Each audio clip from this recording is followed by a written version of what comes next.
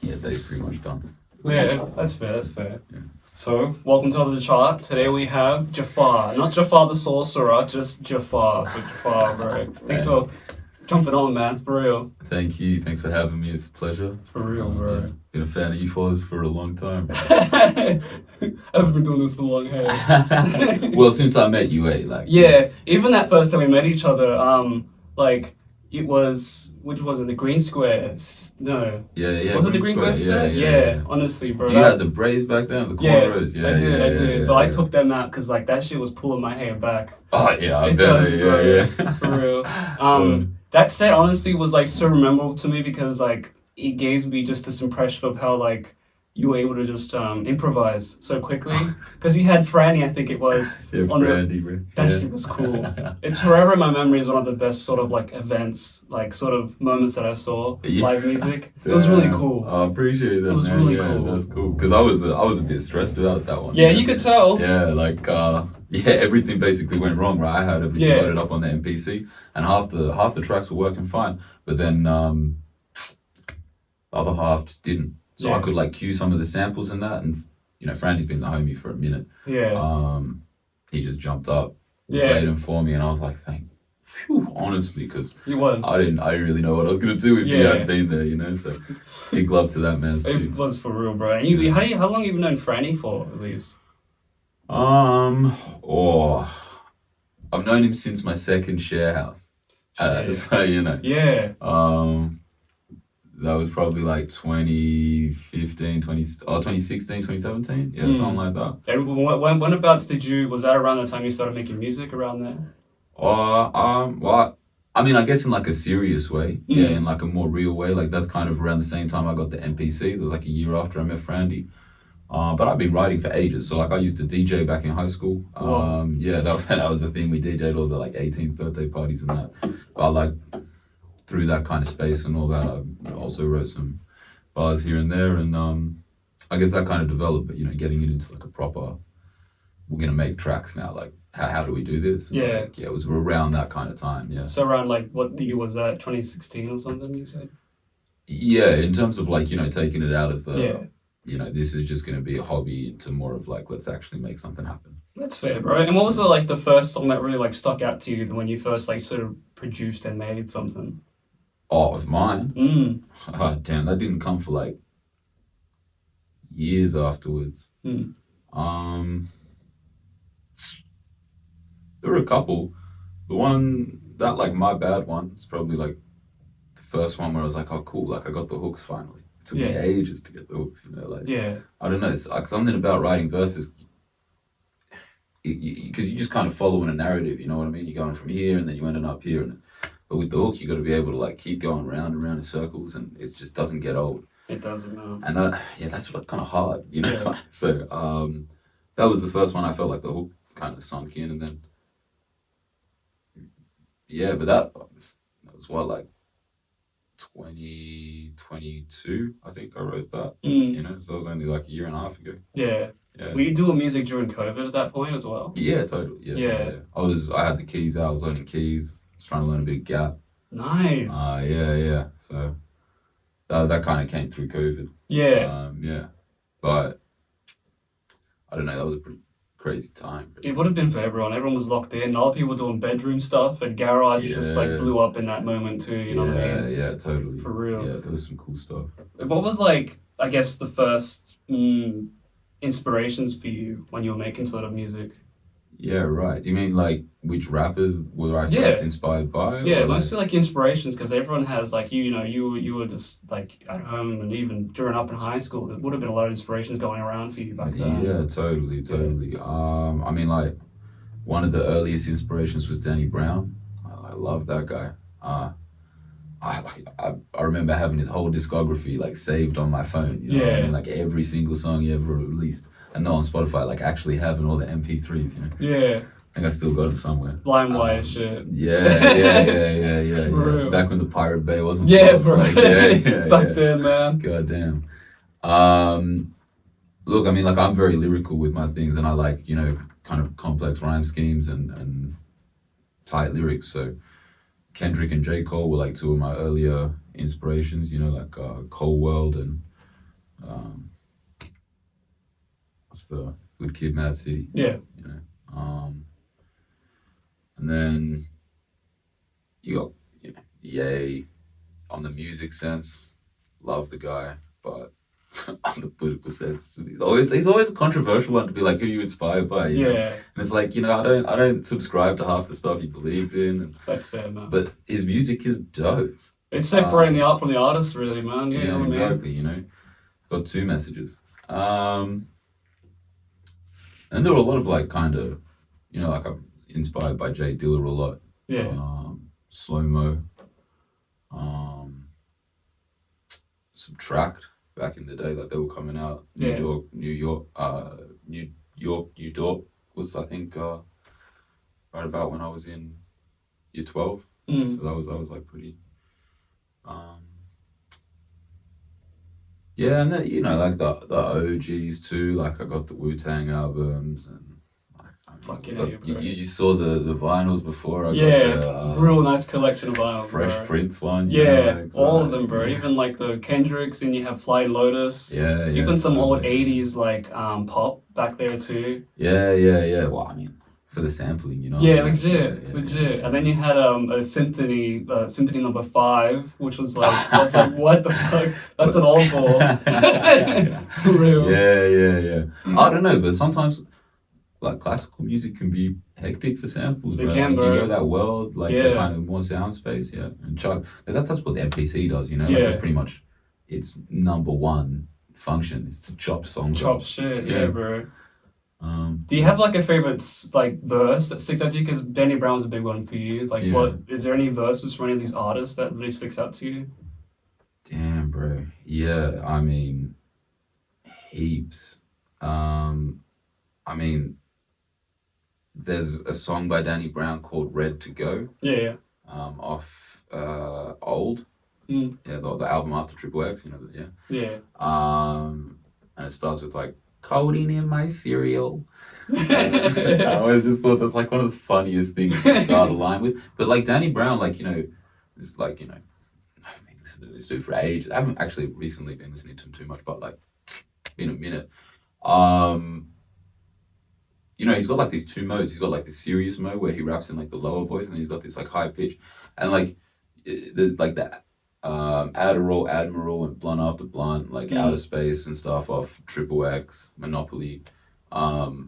Everybody knows that like he comes in with the high voice, you know, and he's just spitting the most ludicrous, ridiculous statements, and it's obviously kind of meant to be funny, right? Like, Yeah.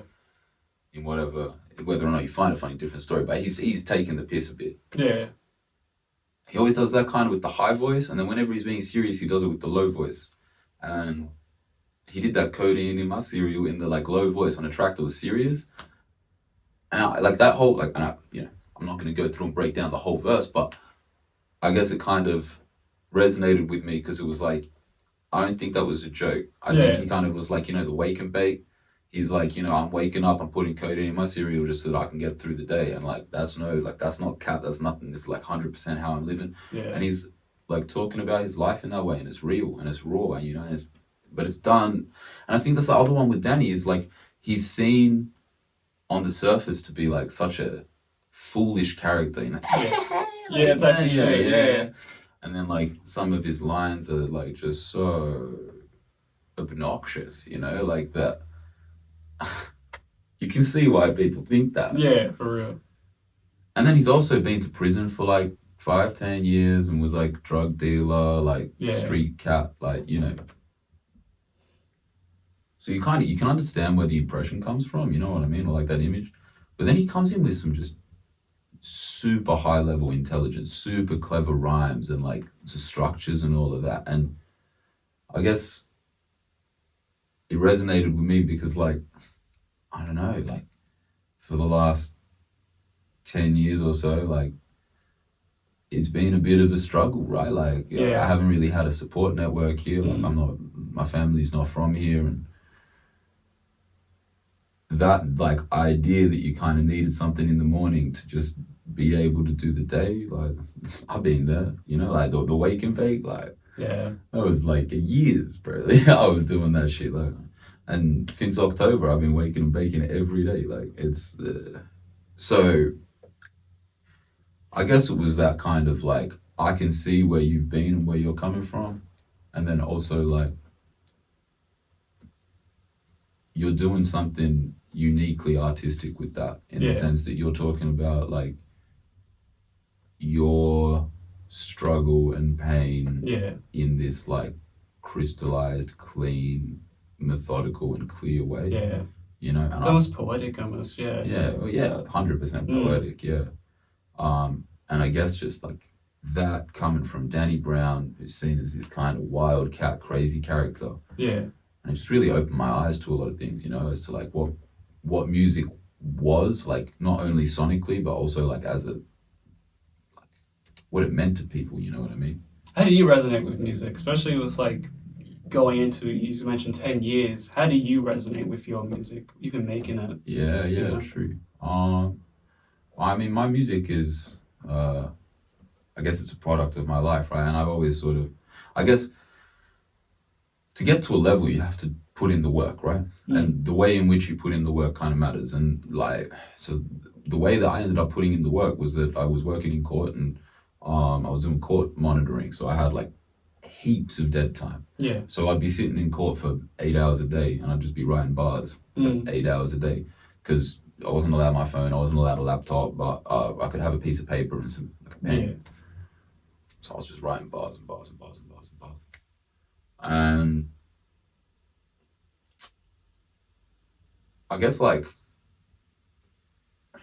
the reason that like hip hop resonates with me in the first place, like the fundamental essence is that I'm Palestinian, right? And my family is from Gaza. We live in an oppressed situation. It's like one of the worst spots in the world, realistically, to be a human. Like Yeah. there's something like in this current moment, obviously it's, you know, exacerbated in this current minute, but like it's like 80% of the people who are facing extreme hunger live in Gaza at this current minute.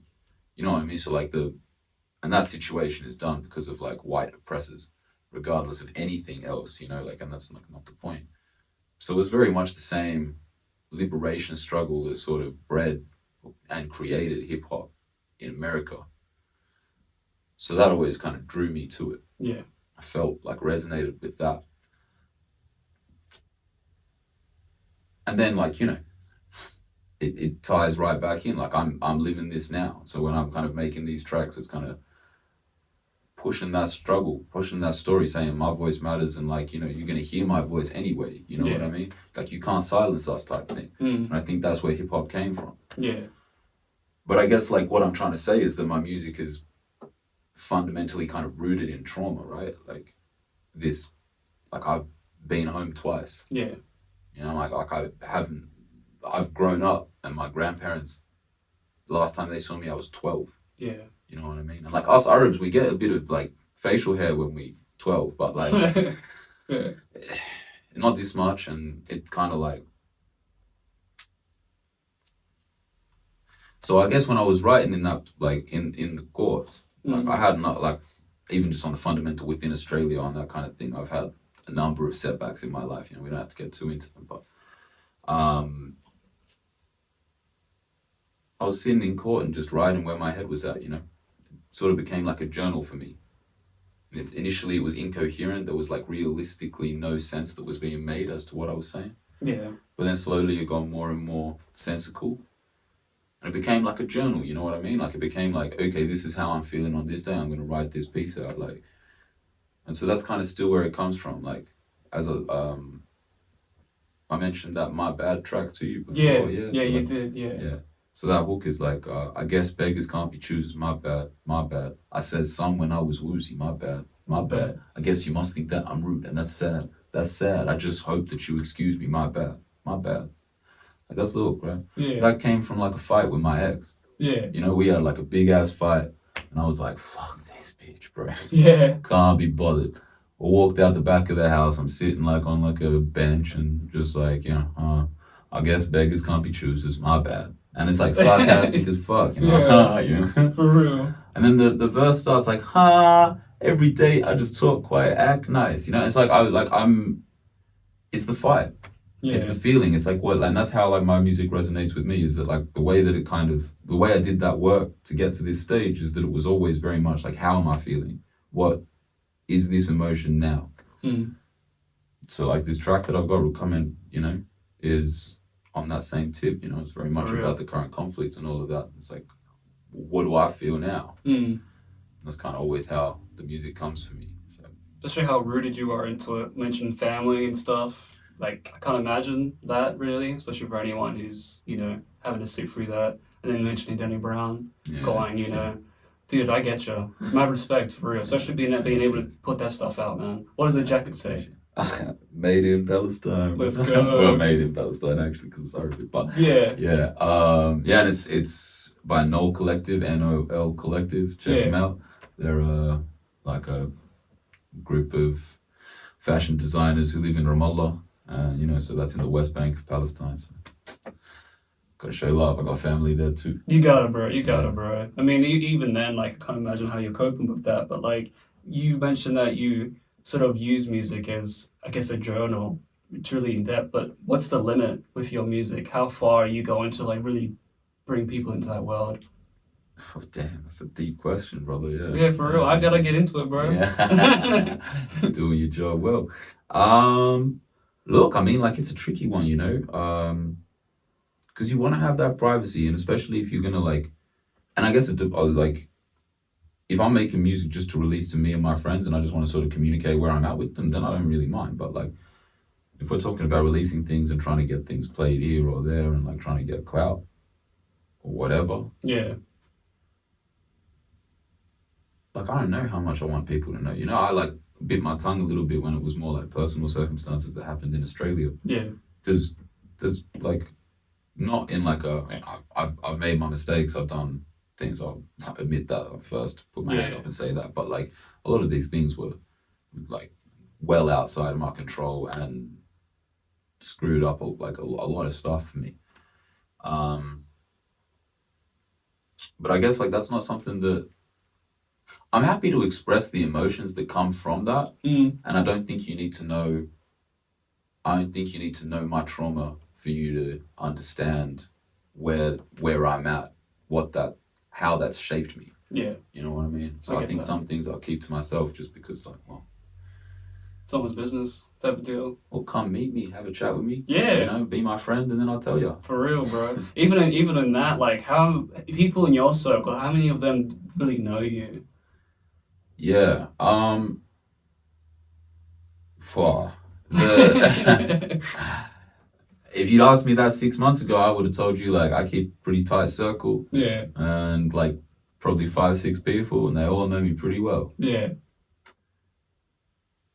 Nowadays, I don't know if I can say that. yeah, First off, the circle blew up massive over the yeah, last 6 months. bro. Like with all this stuff coming, like everybody's come back, Yeah, with all that since October. But also, a lot of my like OG friends are like have been a bit step like reserved, like a bit. You know how like you got your circle, right? Like yeah, a yeah, tight yeah. circle, and you kind of like expect that this happens, you're gonna be there for me like this, Ride or die type of deal. right or die Yeah, type of deal, right? yeah. And it's just like that didn't happen. Mm, And it's not because they don't have love for me, because they've expressed that they have love for me. It just didn't happen. mm, And that like whatever reason is whatever reason, but like that left me a bit disenfranchised with all of that as to like how well do they know me? yeah, You know what I mean? Because ride or die isn't because like you just a crazy person, because like I got your back. Like I know you, I understand what you're about, and I got your back. I just thought it was pretty uncontroversial mm, or incontrovertible that if your family's dying, you're gonna have to be like there for me. You know what I yeah, mean? Like that's like if I'm at the protest, you're at the protest because you the homie and we go way back. And like if my family's dying, your family's dying. Like that's how I treat my friends. And mm. like some of the people I thought were tight haven't treated me like that. It's a bit of a surprise. You know what I mean? I get that, bro. Yeah. Besides that, what are the challenges you face being an artist? Yeah, but I mean, like, well, public knowledge, bro. Like, I mean, now I'm gonna release a video where I tell everybody who watches it that I'm Palestinian. So anytime anybody walks past the street and they've watched that video, they're gonna know off the bat, you know. Yeah. And like I don't know what your follower base is, or like you know who's on there. Like could meet some people, or like some people might see this video and then find me that don't agree with me very much, you know, and make my life a bit of a headache. That's the same if when I release this track, it's gonna be exactly the same, you know. Being in the public eye. Yeah, yeah. And like, you know, that was a big consideration for me. Like I was like, do I do this under Jafar or do I do it under a new monkey? I was gonna use like Salah ad-Din because it's like Saladin from the Crusades. Nice, okay. Yeah, yeah. But that was because like, you know, I was worried about the blowback. You know, it's like I'm an artist and I need to express myself, and realistically the only thing I can talk about at the moment is Palestine. But at the same time, like still in a couple of days I won't have a job no more, but Yeah. up until that point, you know, I can get fired from my work pretty easy. You know what I mean? You need to pause? Yeah. Right. Okay. So you mentioned work. So what do you do for work, and how do you manage a 9 to 5 with music? Yeah, right. I work at a bank at the moment, just doing like managing their trading systems and maintaining them, basically, like on the tech side. But like, I mean, that doesn't really bring me a whole heap of fulfillment, to be honest with you. Like, it pays the bills and all that, but Yeah. I don't love it. Yeah. Also, it's more than a 9 to 5. It's more like a 8:30 till 6:30 type thing. Shit. Yeah. Well, they you know, they like pamper you, but Yeah. for like free breakfast and shit like that. But it's not worth it. That's fair. Bro. And like I'm leaving actually on Tuesday's my last day. So 3 days left. Yeah. And then I've set up like a charity effectively, and that's what I'm gonna be doing. So like working for myself, building this sort of charity, and that's gonna beautiful. Yeah. like a few different arms to it, and sort of like incorporate the musical stuff into that. And I guess that'll help with the balance because, like, you know, as I was saying before, I used to work in court. I could just ride through the day, so that was chill. But then, like, working the 9 to 5, like, you come home, you're drained. Yeah. You know, you're tired. You're not like to get into the creative space and like that mind frame coming from like a tech, coding, finance kind of area doesn't really happen. You know what I mean? Like, yeah. It's hard. You got to smoke a ridiculous amount of weed. So I'm moving more into that, like, you know, self-employed, I'm gonna do it myself, charity, positivity kind of thing, you know. Fucking lovely the vibe environment you try to give out, bro. Would you say that's more of like a strength of yours when it comes to, you know, this sort of thing? Yeah, I mean, in terms of strengths, I don't know if I would go with like this is somewhat new, you know, like I've had a lot of hope come into my life recently, and like, you know, starting to see things in a more positive way rather than like the doomy gloomy that I'm kind of used to. Yeah. But I'd say like diligence and perseverance for sure, and like creative thinking and trying to look at things in a new light. I'd say like the only reason I kind of like, I don't know about the positivity things, I'm a bit of a realist, you know what I mean? Like I like to keep things grounded to some extent and be like, what can I actually do here, you know? Like, 100%. yeah, because like when life wants to humble you, bro, it humbles you. It humbles you hard, bro. What about weaknesses then? Yeah. Oh, weaknesses. I smoke too much weed for one. I sleep too much. Yeah. Like, so I guess, and then like, if I'm not super committed to something, I won't finish the project. So I think that's a weakness for sure. Like, we're talking about getting to this point with music or whatever, where you feel comfortable releasing stuff, where you feel like, okay, maybe like I got something going on. It's all right. You know, that only comes when you finish the projects, and it's like, all right, some dumb hobby and you get bored of it, whatever, right? Like learning the GAT during COVID, like I said, I still play the guitar. Yeah. That's not too much of a problem, but it happens with my music too, whereas like I'll start a project, I'll be like, all right, this is pretty cool. Even that Green Square one, you know, like we had the trio came up first. Yeah. Like that's kind of stalled, you know, and I haven't put the effort in to try and like bring that back and go again. But that was a good project, you know, like I was learning a lot from that. We came out, the people loved it. Like I should be learning more from that. So those types of things, they're where my weaknesses lie, you know. Yeah. For sure. Even things out of your control, bro. And that's fair. I mean, like, what about accomplishments leading up into like 5 years from now? What's something that you wanna? Yeah. I mean, like, I think everybody would love to, tour the world type thing. Like, Yeah. that's always going to be the dream. So, hopefully in 5 years I'll have done like a show internationally or a couple of shows internationally. Mm. Um, things are looking up at the moment. Like, I started playing gigs last year, Yeah. and I've, got three like appearances booked for like the next month or so. Anyone to shout out at all? Oh yeah, I'll shout them all out, eh? For real. Renegade or Revolution Renegade. No, Mm. Renegade Revolution. Sorry, I was Yeah, getting yeah, tongue yeah. twisted. On Sunday, this Sunday. So that's what's that? It's today the 12th, 13th, 14th, 14th. Mm-hmm. Yeah, from 7 p.m. That's a Zoom like online thing. Gonna be spitting some bars about like what's been happening recently and more of like a flow of thought type thing. Then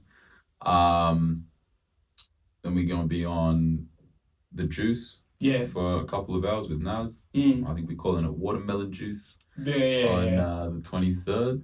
Yeah, so that's in like not next week, but the week, like not next episode, but the episode after. Yeah. Yeah. It's gonna be me, Serene Sounds, and Big Rigs, so like three Palo members of the hip hop scene in Sydney. So That's fucking sick, bro. yeah, For real. we're looking forward to that. Yeah. Might drop a little, sneak peek of some unreleased stuff.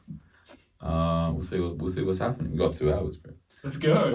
And then Bedlam, St. Bedlam. Yeah. Yeah, I'm playing at the next Bed House, 28th of Feb. Oh shit. Yeah. I gotta check that out. I love Say Bedlam. Like they like Yeah. all independent type stuff. Yeah. Bro, it's real good. I saw the last They're a one. It was really queen, nice. They're a queen, yeah. Yeah, for real. Yeah. So that's sort of what's on the horizon. But yeah, I guess like, realistically the accomplishments in 5 years, man, like this came from the struggle for my homeland. Mm. If I can spread the message as to like, if I can get the word out, if I can see like an impact that people are hearing what I'm saying and taking it on board, so I care about, bro. Like 100%. if I can help liberate my people, what more can I ask for? Who cares if I don't need to play Madison Square Garden, bro. Yeah. Like, I don't need to play Kudos in Sydney. Like I don't need to do a world tour like that. Like all I like, genuinely all I care about is like that being resolved, like my family being safe, and then me being able to like go and experience a life that doesn't involve this oppression. I get that, man. It's not just like saying a little goes a long way. It's not that this is a little. It's just you're doing a lot. Even then, you know what I mean? It's something. Yeah, bro. But yeah, I'm doing something for sure. But you talk about accomplishments. That's the accomplishment. So every little step along that road to getting to there, anything that I can do, anything that I do manage to do, that they will be the accomplishments to me. Not the money, not the like attention, not the concerts, not this stuff. Not that I don't love the music, not that I don't love the performing, not that it's not like it's pretty much my whole being, right? But like the bit that isn't music is. I get that, and there's definitely more to you than just music and creating and work. Like you're gonna have interests and hobbies. So like, what do you do outside of that? Oh yeah. Yeah. So I skate a lot. Like a decent amount. Kind of stopped doing the crazy stuff like the downhill tricks and all of that. But like yeah. So I can do a fair bit of that. I like art. I'm a terrible artist, but like it's a piece of mine that I own. No, I didn't paint it. Yeah, I was gonna say. Yeah. But I like going to art exhibitions and I guess like creative events like that. That's something that I do enjoy. I do. I like kind of fashion and sort of looking at fashion design and stuff like that. So I've been playing around with that stuff for a minute now. Another thing I'm going to incorporate with that like charity idea I sort of mentioned before. Yeah. But like I like to, and as with my music, I like to kind of have meaning to what I do and sort of like symbolism and stuff like that. So I draw like a lot of references from Palestinian Mm. culture and stuff like that. So I've kind of been trying my hand at some tatriz, Yeah. which is like traditional Palestinian needlepoint kind of Shit. stitching. Yeah. You get any things of that? Like, you know, Yeah, things, heaps, even heaps. meaningful ones like that, bro. I can't imagine, like, you know. Yeah, totally. Well, I mean, like I've got a bunch of like Yeah. t-shirts and jumpers and stuff like that that have tatriz on it. Yeah. Also like this pillow. Mm. Yeah, this is like my grandma made this. She gave it to me the last time. Well, she didn't give it to me. She gave it to my mom Yeah. along with like a pillow set. The last time that we saw her. Mm. She's not dead or nothing, but like Yeah. she lives in Ramallah and I can't go back. Yeah, and then like when I left home in unceremonious circumstances, like this was the only thing I took. It's the only thing I still have, and so it's like Keeping that with you, bro. Keep it going. yeah, 100%. It's beautiful, though, actually. yeah. It's a little fade, like worn now, so I Yeah. might have to like take it out of circulation. But it's all made by hand, and then last sort of thing I have from my grandma, last thing I have from home. 100%, man. It's good. It's good, and like you know, you sit on it, so it's never that far away. Yeah. You know, it keeps you grounded for sure. 100%, man. Is there anything else you'd like wanted to shout out before we pretty much end? Because like, dude, you've given me so much. You know what I mean? Like this is for the first like real episode of me just doing all this stuff. It's really been a good privilege for that. 100%, man. I'm so glad I could have assisted you in some way, brother. 100%. And I appreciate you for fucking bringing me onto it, and especially so early into the whole thing, man. In terms of shout outs, bro, I need to give my boy Cicero a shout out. Yeah, fucking go that motherfucker. GDC, bro. He's been around for everything, helping me out with so much shit. Like, he's just a talented motherfucker in the first place anyway. Like, genuine, smart dude. Nate as well. Yeah. Yeah, I know Nate. Photographer. Yeah, he's real cool. Unbelievable. Yeah. And so genuine too. I see him here, there, and everywhere. So, but I mean, you know, in terms of the shout out list, it goes on forever. You know, for real, man. Yeah. Gotta be grateful people you have around you, man. Yeah, absolutely. I've got to give a shout out to John now as well for coming through. Yeah. And helping me out with so much of this stuff. Like Naz for doing the FBI takeover, like that whole idea. Serene for the beat. You know what I mean? Like half the homies, you know, for just being around. You know how many people laugh at you when you go like, I'm gonna be a rapper, and then you send them a track and it's like you've been rapping for 2 years? Yeah. Like they all laughing at you, G. Like they are not like, oh yeah, we believe you, Yeah. Good one, bro. Pull the other. So the homies that gave me the feedback and the you know guidance to keep going, bro. You need Fuck the haters, bro. That's what you need. For real. And there aren't many people that'll give it back to you, you know? Yeah. And like you need it to be real, not like people give you lip service very easily. I had one mate, he used to give me lip service about like, oh yeah, this track's sick, and then I found out like a year later that he'd been like taking all those tracks, remixing them, and then like playing them like to the boys when like I wasn't there. He's just like making fun of my tracks on the remix. It's like, bro, like, well, like, serious? Nah. So that like, but that's what I mean. It's like, you know, people come in all shapes and sizes, bro, and like different styles and this and that, and so you just got to keep it real. For real. Thank you, Jafar. Hey, thank you. That's it, bro.